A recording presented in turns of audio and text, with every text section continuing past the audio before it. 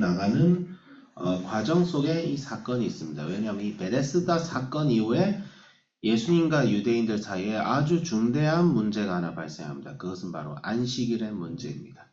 안식일은 어떻게 지켜야 되며 안식일의 주인은 누구이신가? 라는 문제가 이 말씀, 이 요한복음 5장 1절에서 15절 본문 이후에 본격적으로 등장합니다.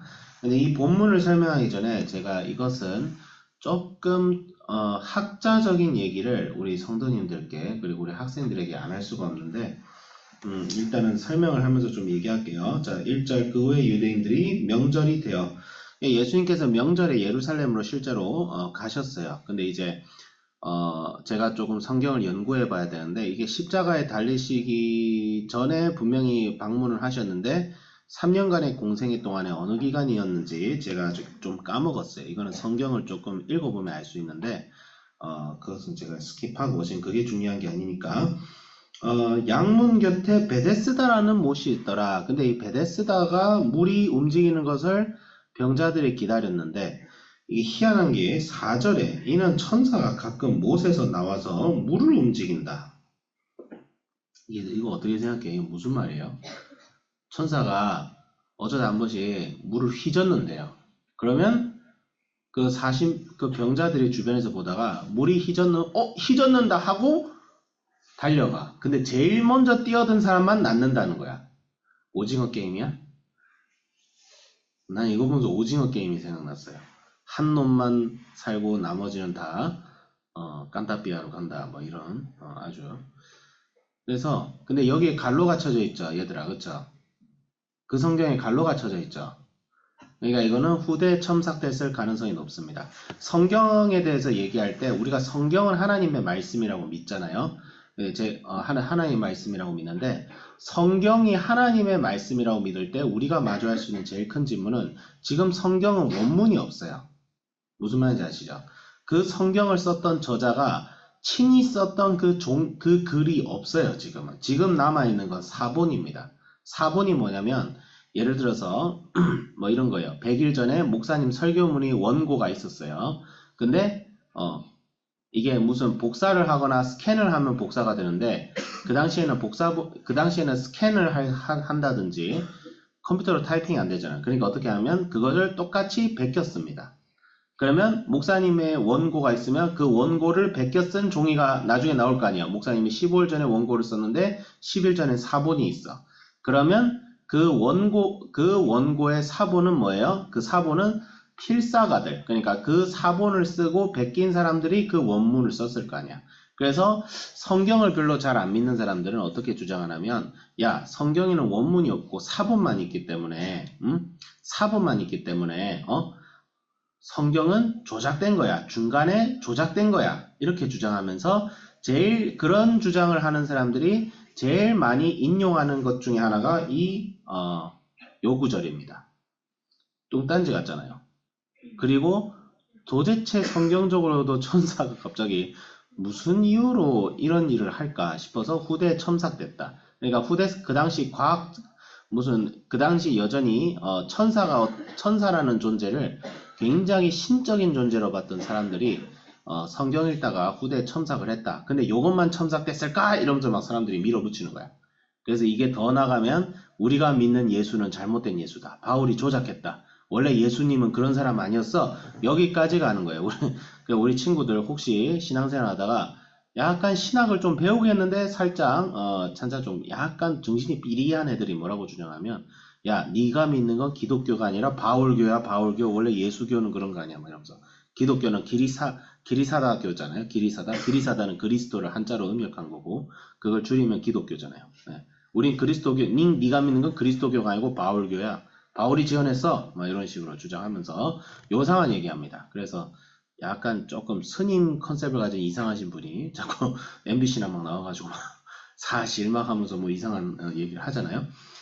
근데 이걸 아셔야 될 게 우리가 지금 읽고 있는 수많은 고대 문서들 있죠. 예를 들어서 뭐 탈무드라든지 유교에서 나오는 논어라든지 그 다음에 그리스의 호메로스라든지 지금 수많은 철학자들이 굉장히 귀히 여기는 이런 책들 다 사본입니다. 여기다 원문 없어요. 2, 3천 년 전의 기록들은 원문이 있을 수가 없습니다. 다 썩어서 문드러져요. 파피루스 종이는 오래가지 못합니다. 예, 뭔가 기록되지 않는 이상. 사본들밖에 없어요. 사본들밖에. 사본들밖에 없어요. 그러면 이걸 생각을 해야 됩니다. 그러면 성경과 다른 고대 문서들 사이에 사본이 몇 개가 있고, 그리고 사본의 가장 오래된, 그러니까 사본들 중에 가장 오래된 사본, 예를 들어서 성경 어떤 창세기가 한 모세 시대 때 지어졌다고 하면 지금으로부터 3000년 전에 지어졌죠. 그렇죠.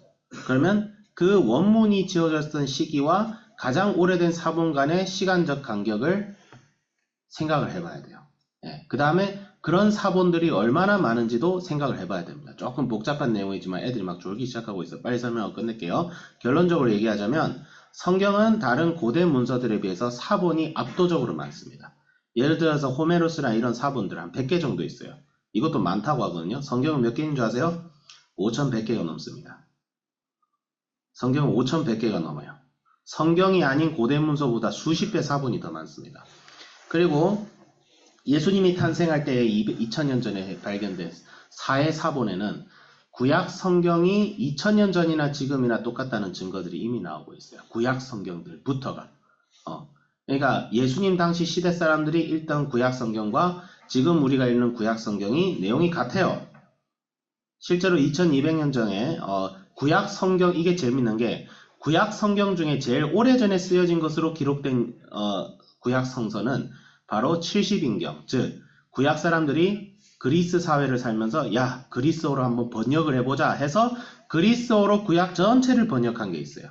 그게 2200년 전에 발견된 헬라어 70인역 사본입니다. 그러니까 히브리어 구약 성경보다 헬라어 구약 성경이 지금 제일 오래됐어.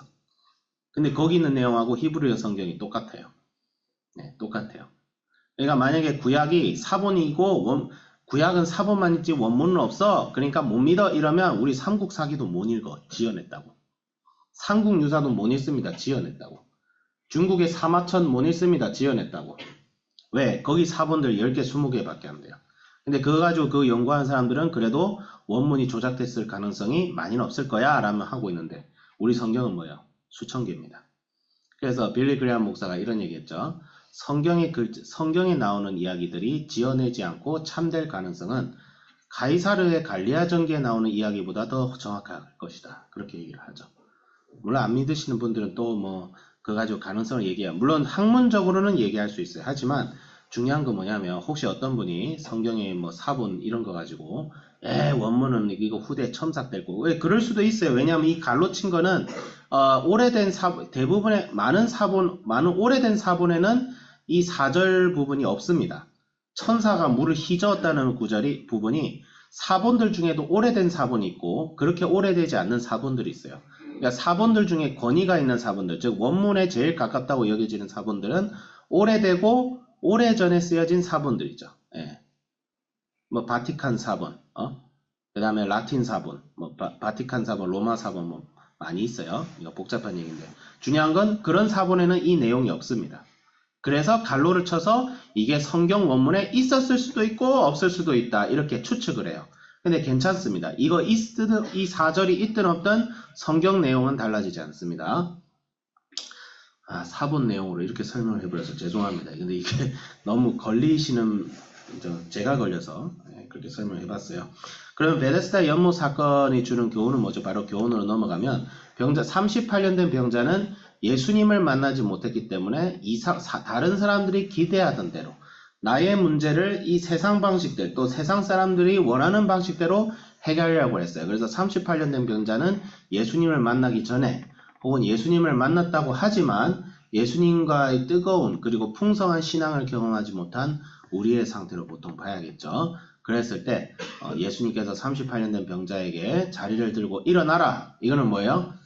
예수님이 누구의 이름을 빌리지도 않고 그냥 일어나라 했을 때 일어나서 걸어갔잖아요. 그거는 예수님의 병 고치는 권세가 이미 자신이 하나님이다. 예수님이 하나님이라는 사실을 드러내는 거예요. 어제도 얘기했지만 하나님께서 병 고칠 때 말씀을 선언하시고 그대로 되었다는 이 방식은 창세기에 나오는 하나님께서 천지를 창조하실 때 말씀으로 창조하신 그 하나님으로서의 역사와 굉장히 비슷합니다. 그래서 예수님께서도 그런 방식으로 병자를 치유했는데 이 유대인이라는 것들이 뭘 가지고 트집을 짰냐면 이 당시에 안식일을 어떻게 지켜야 될지에 대한 그 당시 유대인들의 해석이 있어요. 근데 그 해석에 따르면 하지 말아야 될 행동을 이게 사람이 참 희한한 게 성경에는 해석이 다양할 수가 있잖아요. 그렇죠? 성경은 해석이 다양할 수 있습니다. 사람마다 같은 성경을 읽고 생각이 다를 수 있어요. 그러니까 그 당시 유대인들은 안식일에 노동을 하지 말라는 것을 그 당시 자기가 노동이라고 생각하는 것들을 29, 한 39가지를 적어놨어. 근데 그 중에 하나가 뭐냐면 물건을 요 자리에서 저 자리까지 몇 보 이상 들고 가지 말기. 이런 규정이 있어요. 지금 엘리베이터 버튼도 누르면 안 되죠. 그런데 그러니까 뭘 지적을 하냐면 병이 나은 걸 지적한 게 아니라 네 자리를 들고, 그러니까 거적대기를 들고 몇 보 이상 이동을 한 거 가지고 지금 따지는 거예요. 애가 지금 죽었다 살아났는데.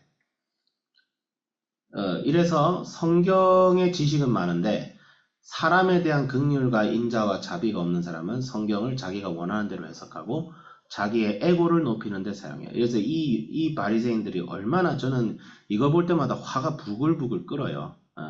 이거 마치 뭐 하거든요. 주일 예배, 뭔가 사람이 사정이 있어서 주일 예배를 스킵했더니 그 사람의 사정을 알지 못하고 정죄하는 거죠. 네가 신앙이 없다.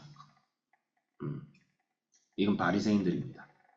네, 근데 보면서 저를 반면교사 삼죠. 내가 지금 이런 유대인들의 이런 꼬라지들을 하고 있지 않을까. 말씀이 머리에 들면 뭐하면 사람을 사랑하지 않으면 사람을 사랑하지 않고 하나님을 사랑하지 않고 자기를 낮추지 않고 말씀에 대한 지식이 많다? 그러면 바로 바리새인 행위 되는 거죠. 그래서 제가 먼저 이 말씀을 보고 내가 이래 살면 안 되겠다. 그러니까 뭐 그렇게 살진 않았지만 또 그래 살 가능성이 제일 높잖아요. 이런 바리새인들 봤지. 여기서 아마 제일 높을 거예요. 예. 예수님 사랑하지 않으면서 신학 공부한 사람이 제일 위험한 사람이에요. 그래서 회개하게 되었고, 그리고 두 번째는 이 38년 된 병자도 예수님께 나음을 입었지만 예수님을 고자질했습니다. 왜냐하면 자리 들고 걸어가니까 이 유대인들이 막 죽일 듯이 네가 안식일을 범했어 이러면서 이제 병 걸렸다 나은 사람한테, 그러니까 쩔쩔매다 누가 고쳤는데 나 잘 모르겠어요 하다가 예수님이 나중에 찾아오셔서 이 38년 된 병자에게 뭐라고 했죠? 다시는 가서 죄를 짓지 말라고 했죠. 그 뭐예요? 약간 이 사람의 병에 걸린 원인 중에는 어떤 영적인 문제가 있었다는 것이 추론이 가능하죠. 그러니까 예수님은 조언을 해준 건데 얘가 예수님이 나를 고쳤구나 이러면 감사하지 않고 그 유대인한테 달려가가지고 이제 내가 고침받으려 한 게 아닌데 예수가 나를 고쳐줬어. 이래서 예수님이 유대인들하고 갈등이 생기게 됩니다. 그러니까 38년 된 병자가 예수님 뒤통수 친 거예요. 근데 예수님이 그걸 모르시고 고쳤을까? 이런 걸 보면서 내가 사람에게 의지하고 내가 해준데도 저 사람도 나에게 친절을 베풀겠지 라는 기대로 베푸는 것이 아니라 하나님께서 나같이 자격 없는 자를 사랑하셨기 때문에 나도 예수님의 사랑을 예수님의 이름으로 예수님의 은혜에 힘입어서 예수님께 감사하기 때문에 다른 사람에게 전할 수 있는 그런 사람이 되어야겠다. 저부터 그런 사람이 되어야겠다. 이 두 가지를 제가 한번 적용을 해봤습니다. 사랑이 없는 말씀 지식을 경계하자. 그 다음에 받을 것을 기대하지 말고 오직 하나님께 받은 사랑에 감사하며 다른 사람을 위해서 헌신하자. 이 두 가지로 적용을 해보겠습니다. 기도하겠습니다. 거룩하신 하나님 아버지, 정말 우리가 성경 말씀의 본문을 읽으면 읽을수록 신묘막측하고 정말 주님 그것을 통해서 우리에게 지금도 교훈을 주시는 그런 예수님을 하나님 아버지 우리가 더욱 본받게 하여 주시고, 또 성경 말씀을 읽을 때 아버지 성경 말씀을 믿지 못하는 많은 사람들의 어떤 지적과 그것을 우리가 감정적으로 받아들이는 것이 아니라 오히려 그럴수록 성경이 더욱 믿을 만한 정말 하나님의 말씀이라는 것을 담대하게 믿고 증거하고 또 그것을 알아갈 수 있는 그런 저희들 되게 하여 주옵소서. 감사드리며 예수님의 이름으로 기도드립니다. 아멘.